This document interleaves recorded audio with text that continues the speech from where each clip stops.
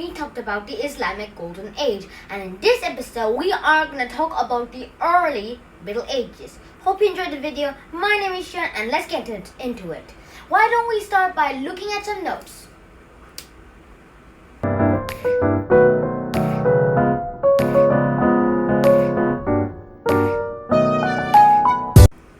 Okay, so now you saw my notes. Let's get into the story. But first, here's a question from the book.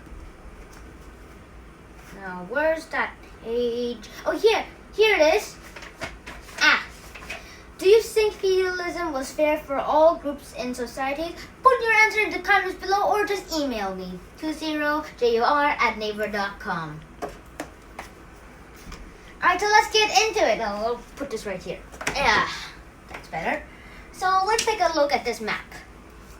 So this is the map of a guy named Charlemagne. So who is Charlemagne? But first, before we get into Charlemagne, we need to know the system called feudalism.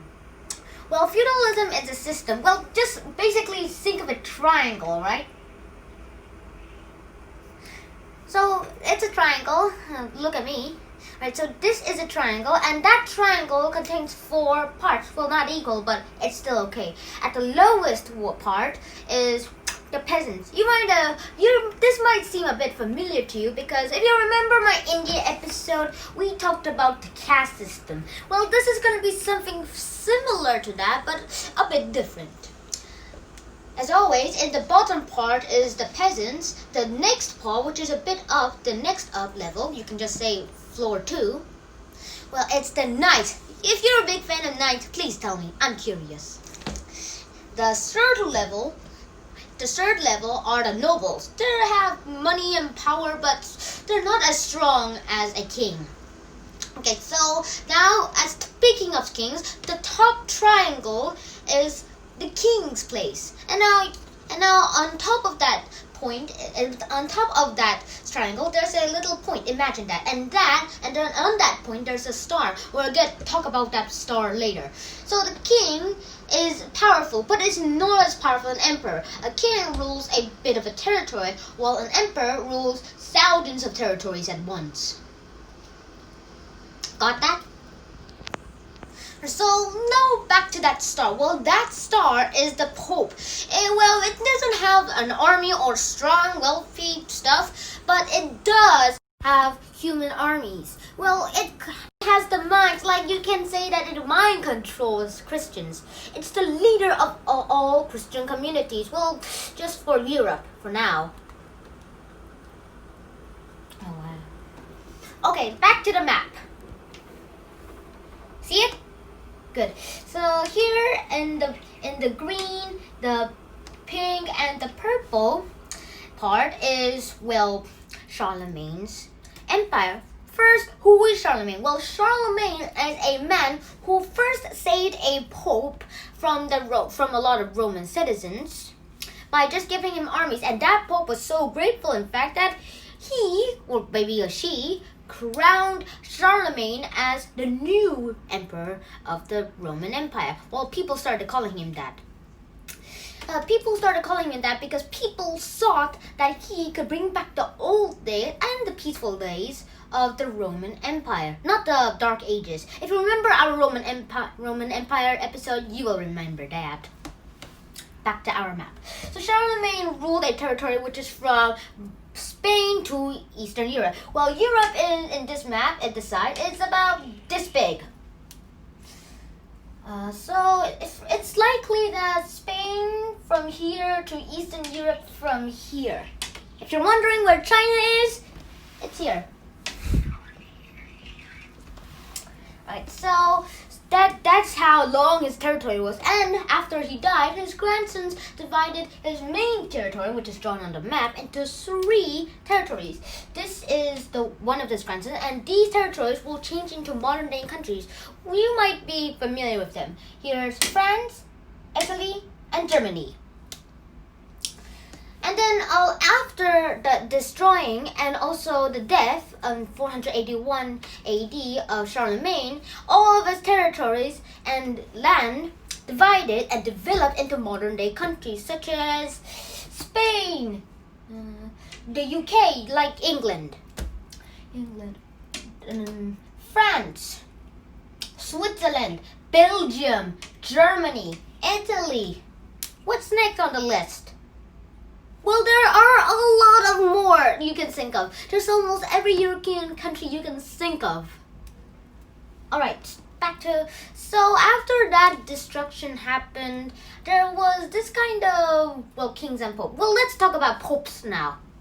So a pope is like a church leader, but not like the other church leaders you might see in monasteries or churches you go to today. Well, they are the main and also the strongest church leader. Well, for this pope is for Christianity. And they are the leaders, and well, you can say they mind control all Christian communities in Europe. Well, at least we're gonna talk about Western Europe now. Okay, let's get into our map again. So there's this pope named Pope Gregory VII. And there's this king named Henry IV. And well, before we get into that, we need to tell you something, the differences of the kings and the popes. You need to know that so you can just understand the story better. So popes, let's talk about kings first. Kings have a lot of different things. They make different, or you can say many kingdoms. They also make different languages and different cultures. Popes, however, well, make people unite people with the same religion, which is, you guessed it, Christianity. They are the leaders of all Christian communities, at least in Europe. They don't have armies, but they live in Rome. If you're wondering where Rome is, it's right here. Oh, I forgot to, label it. Well, it doesn't matter now. They live in Rome, and they are very powerful and wealthy. They don't have armies, but they're still powerful. Well, I guess you could call their Pope's army Christians. So there's this Pope again. There's the Pope Gregory VII and a king named Henry IV. You might have heard of those names. Well, if you are a big fan of Henry V, I'm pleased to tell you, but Henry IV was the father of Henry V. More on that later. So there's the Henry IV didn't listen to that Pope Gregory VII, and he started appointing church leaders, not like popes and stuff, but a bit less stronger.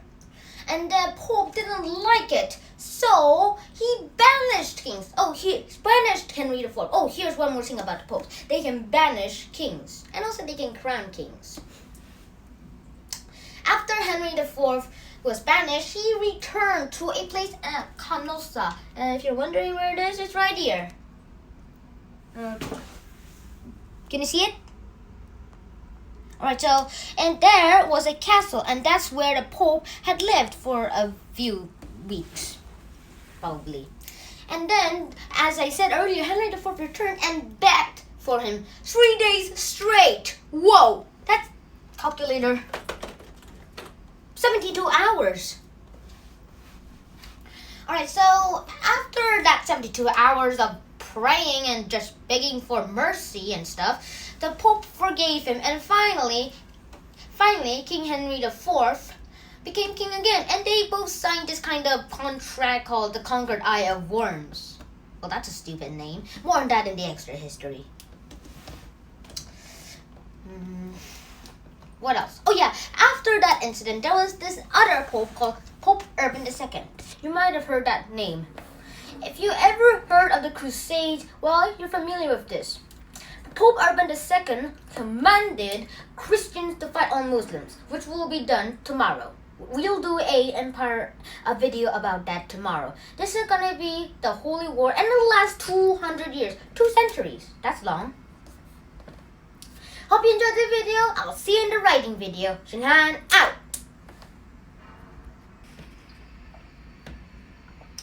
It's so tasty. Oh, you again. Well, let's get into our writing video. So today's writing is about what did you learn about the people of Europe during the early Middle Ages, and do you think feudalism was fair for all groups and societies? You can give me the answers in the comments below. I'm very happy to read them. Right, so what did you learn about the people of Europe during the Middle Ages? Well, I think that I learned about the people of the Middle Ages that they made this caste called feudalism, but it was very unfair. More on the next topic. Well, feudalism was the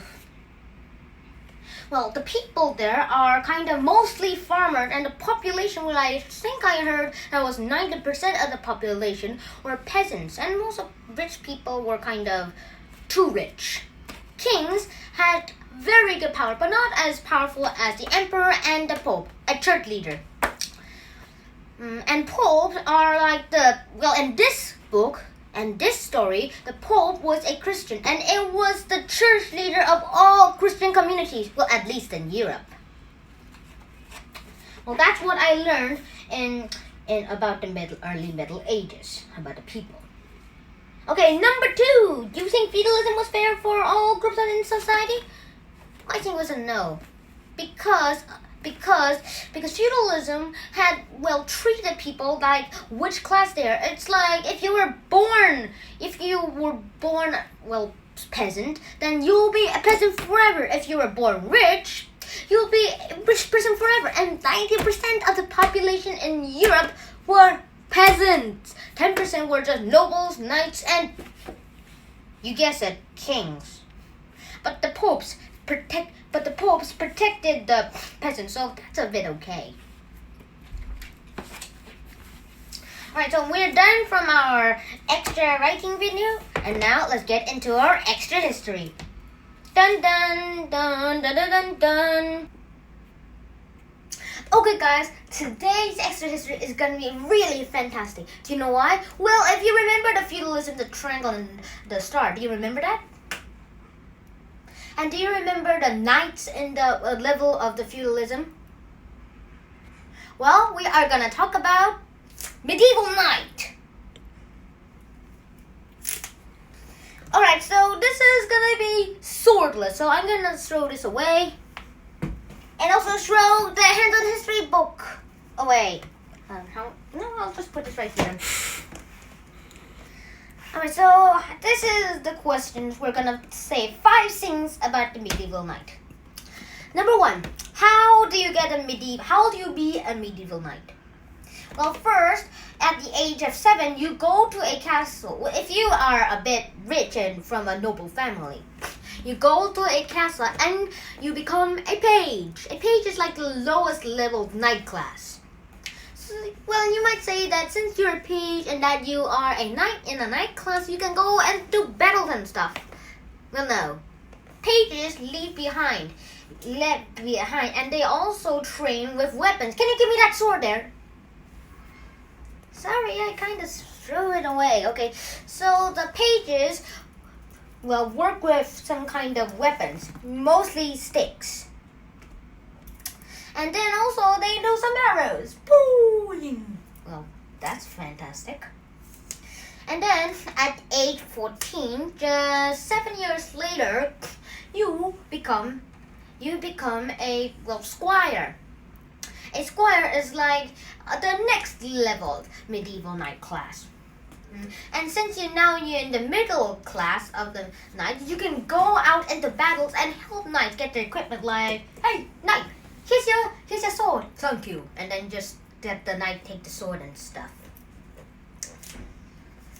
Alright, and also at page 21, just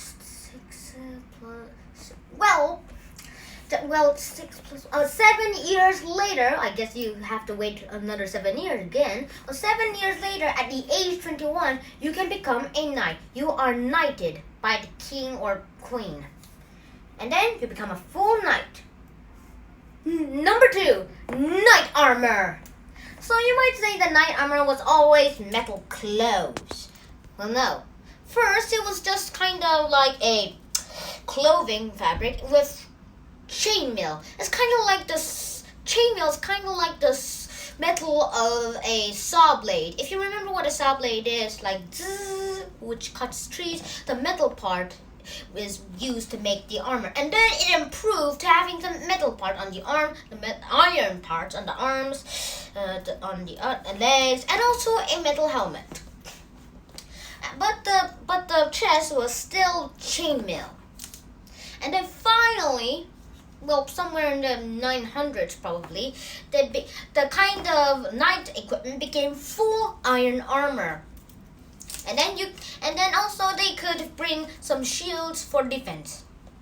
Number 3, knight weapons. Knight weapons consistently, well, required swords. Ding! It's metal, so it's a bit heavy.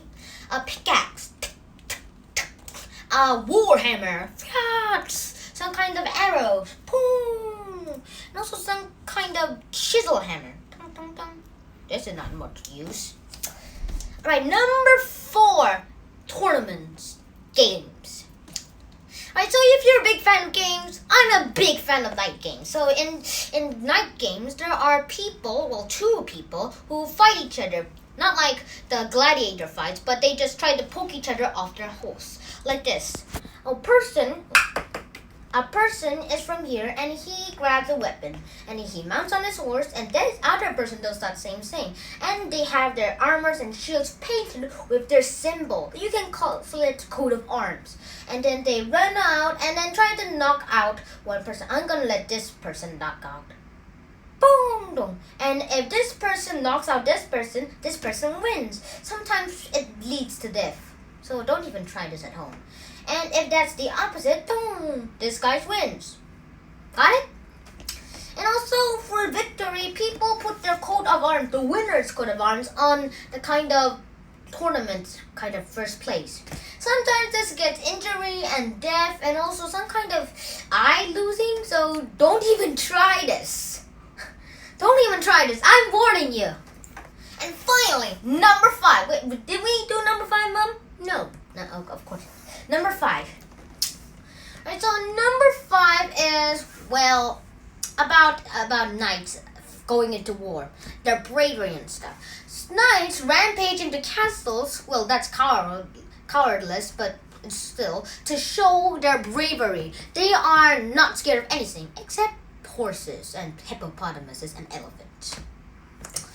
But they go into castles and just fight them and just kind of rampage. And also after the kind of defeating, the person can loot a castle. Looting means to steal all of the objects of a castle.